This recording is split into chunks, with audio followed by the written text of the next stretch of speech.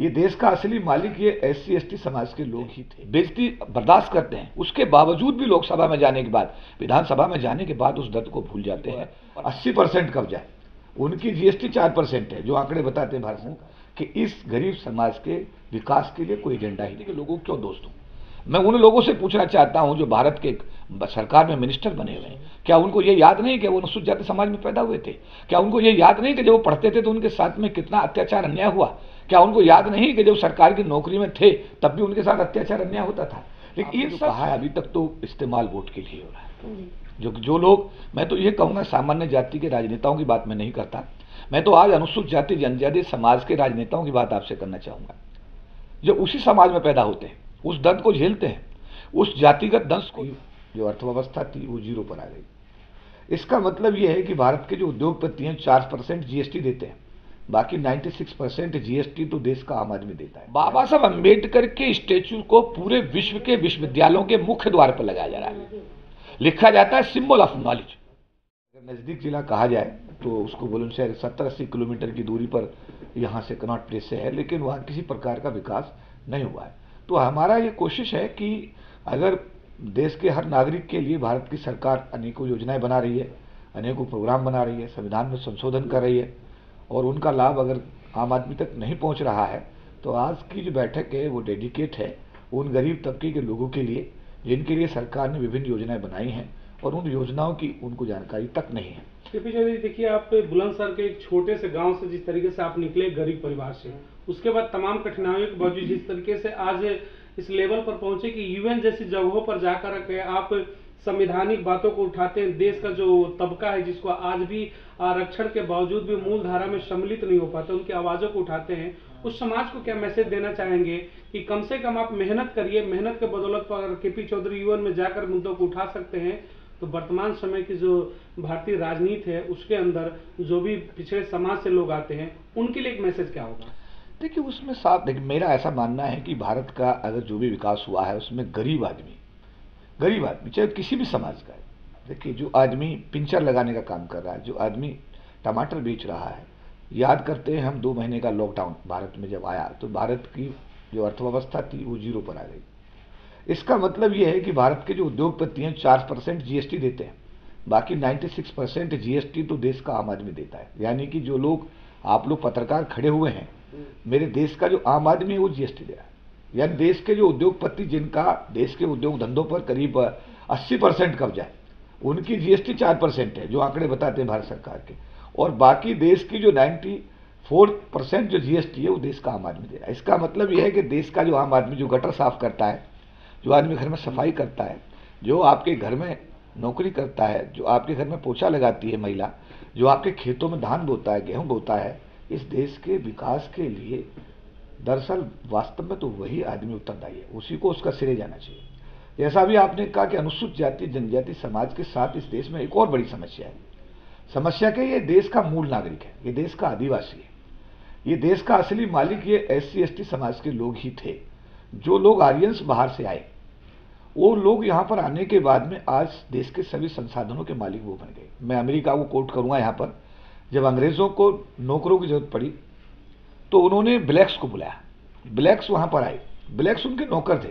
लेकिन आज वो ब्लैक्स भारत के, अमेरिका के राष्ट्रपति तक के पद पर पहुँचे, और आज उनके संविधान में ब्लैक्स को बराबर का अधिकार मिला। और आज अमेरिकन्स में देखें तो ब्लैक्स और जो वाइट हैं सबके अधिकार बिल्कुल बराबर हैं और सबके लिए अपॉर्चुनिटी बराबर है। दुर्भाग्य है इस देश का कि इस देश का आदिवासी मूल निवासी जो इस देश के लिए 24 घंटे विकास के लिए काम करता हो, इस देश के गटर में गोता लगा करके वो भले भी है कि अपना जीवन तक जो है वो दे देता है, इस देश के खेत में खलिहानों में काम करके वो गेहूं धान और कपास बोकर इस देश को कृषि प्रधान बनाता है, इस देश में सड़कें बना करके, मेट्रो बना करके, मल्टी स्टोरी बिल्डिंग बना करके उनमें कभी बैठ भी नहीं पाता, उन घरों में कभी रह भी नहीं पाता है। लेकिन उसके बावजूद भी वर्तमान सरकारों के पास में बहुत जिम्मेदारी के साथ मैं कहना चाहता हूं कि इस गरीब समाज के विकास के लिए कोई एजेंडा ही नहीं। सर, बहुत सारे मित्र लोकसभा में आए,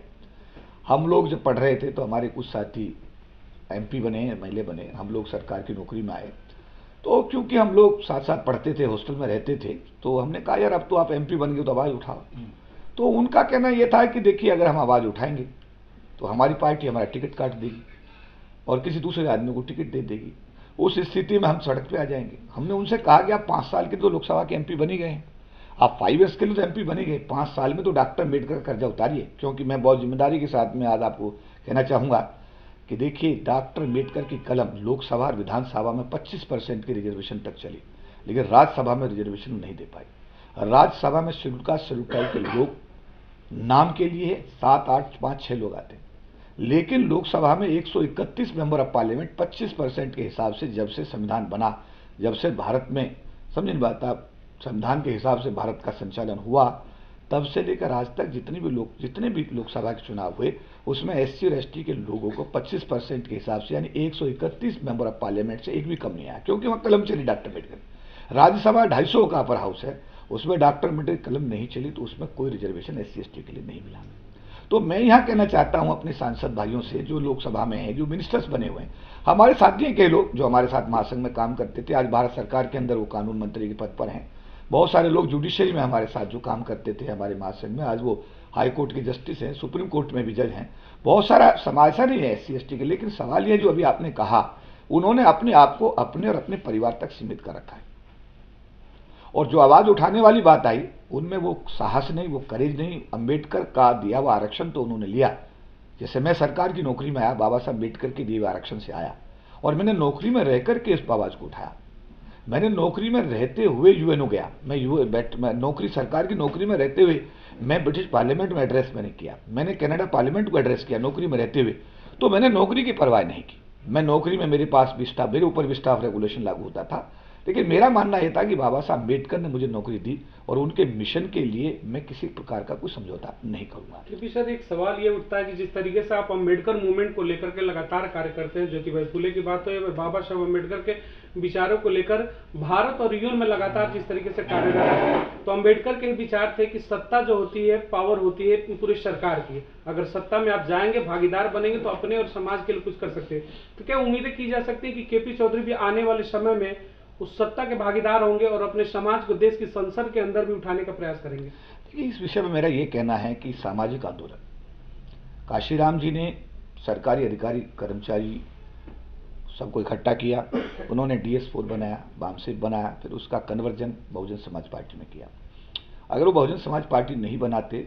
तो भारत के सबसे बड़े प्रांत की एक अनुसूचित जाति की महिला मुख्यमंत्री ना बनती, और अगर वो ना बनती तो जितना विकास, जितना भी महापुरुषों के नाम पर जिले बनाना, गौतम बुद्धा विश्वविद्यालय नोएडा में बनाना, जो भी काम उन्होंने किए, अंबेडकर पार्क लखनऊ बनाना, वो असंभव थे। ये बात सही है जो बाबा साहब अम्बेडकर और काशीराम जी की बात हम कह रहे हैं, लेकिन इसके लिए सशक्त सामाजिक आंदोलन हमारी पहली प्राथमिकता रही है। जब भारत की सरकार ने 97 में सुप्रीम कोर्ट के आदेशों को आधार बना करके रिजर्वेशन खत्म किया था, तो हम लोगों ने दिल्ली के रामला मैदान में पूरे देश के लोगों को बुला करके आंदोलन किया। लाखों लोग दिल्ली में बुलाए, दिल्ली जाम हुई, सरकार दबाव में आई, संविधान में सरकार को मजबूरन 3 संशोधन 81, 82, 85 करना पड़ा। ये राजनीतिक कारण इसका कारण नहीं बना, सामाजिक आंदोलन इसका कारण बना। तो आज मैं ये कहना चाहूँगा कि हमारा उद्देश्य सामाजिक आंदोलन खड़ा करना है। गरीब समाज, गरीब तबके का कोई भी आदमी है, चाहे एससी है, चाहे एसटी है, चाहे ओबीसी है, माइनॉरिटी है, चाहे वो सवर्ण जाति का गरीब है, लाचार है, मजबूर है, उसके आंसू पूछने के लिए यहाँ कोई ना कोई प्रयास अभी तक जो नहीं हो पाए हैं। हमारी कोशिश है कि आने वाले दिनों में हम उन प्रयासों को तेज करें, देश में एक सामाजिक आंदोलन खड़ा करें, और भारत का संविधान जिसकी हम अभी बात कर रहे थे, जो बाबा साहब अम्बेडकर ने बनाया, जिसके बारे में पूरा विश्व के लोग ये कहते हैं कि दुनिया का सर्वश्रेष्ठ संविधान है, उस संविधान के प्रावधानों की जो धज्जियां यहाँ पर, गरीब समाज की बच्ची, अनुसूचित जाति समाज की बच्ची 12-14 साल की होती है, और 14 साल के होने के बाद गांव के दरिंदे उसके साथ रेप करते हैं, रेप करके उसी की चुन्नी से गला घोट देते हैं, उसी चुन्नी से उसको पेट पर टांग देते हैं, पुलिस अधिकारी आकर के उसको सुसाइड केस करके फाइल को बंद कर देते हैं। ये इस देश की असली नीति है जो मैं आपसे शेयर कर रहा हूं। यही दर्द है कि भारत का संविधान वहां कहां क्यों नहीं लागू होता। जो संविधान की शपथ लेते हैं आईएएस अधिकारी, आईपीएस अधिकारी बनते समय, जो मिनिस्टर शपथ लेते हैं भारत के संविधान की, मुझे लगता है कि उनको संविधान के प्रावधान याद नहीं रहते। सर एक सवाल है, जिस तरह से कहा जाता है कि आए दिन दलित आदिवासी विरोधी खबरें आती हैं, तो क्या जो 85% बहुजन समाज है वो मुख्य धारा में आ पाएगा या फिर वोट के लिए इस्तेमाल होता रहेगा? देखिए, अभी तक तो आपने जो कहा है, अभी तक तो इस्तेमाल वोट के लिए हो रहा है। जो लोग, मैं तो ये कहूँगा सामान्य जाति के राजनेताओं की बात मैं नहीं करता, मैं तो आज अनुसूचित जाति जनजाति समाज के राजनेताओं की बात आपसे करना चाहूँगा,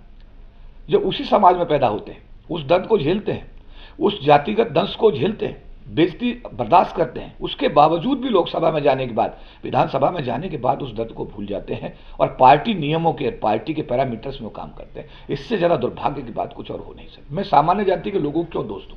मैं उन लोगों से पूछना चाहता हूं जो भारत के सरकार में मिनिस्टर बने हुए हैं, क्या उनको ये याद नहीं कि वो अनुसूचित जाति समाज में पैदा हुए थे? क्या उनको ये याद नहीं कि जब वो पढ़ते थे तो उनके साथ में कितना अत्याचार अन्याय हुआ? क्या उनको याद नहीं कि जब सरकार की नौकरी में थे तब भी उनके साथ अत्याचार अन्याय होता था? लेकिन इन सब चीज़ों को भूलने के बाद जब वो अपने पदों के, मैं कहूँगा पदों के कारण और अपनी पार्टी के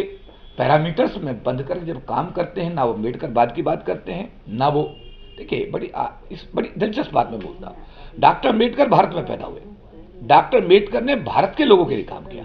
भारत की महिलाओं के लिए काम किया, भारत की महिलाओं के लिए काम किया, भारत के एक एक आदमी के लिए काम किया। बाबा साहब अम्बेडकर के स्टैच्यू को पूरे विश्व के विश्वविद्यालयों के मुख्य द्वार पर लगाया जा रहा है, लिखा जाता है सिंबल ऑफ नॉलेज। देखिए,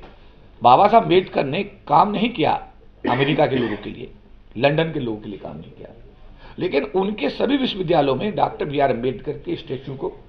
विश्वविद्यालय के मुख्य द्वार पर लगाया जाता है, उसमें लिखा जाता है सिंबल ऑफ नॉलेज। लेकिन इस भारत में, जिस भारत के एक एक आदमी के लिए उन्होंने संविधान बनाया है, उनकी स्टैच्यू को तोड़ने में लोग बड़ा प्राउड महसूस करते हैं। ये क्या है? ये जातिगत दुर्भावना नहीं है तो क्या है? मैं ये कहूँगा आपके टीवी चैनल के माध्यम से भारत सरकार पहल करे, देश में जातिवाद कैसे खत्म हो, सबके लिए समान शिक्षा दे, सबके लिए समान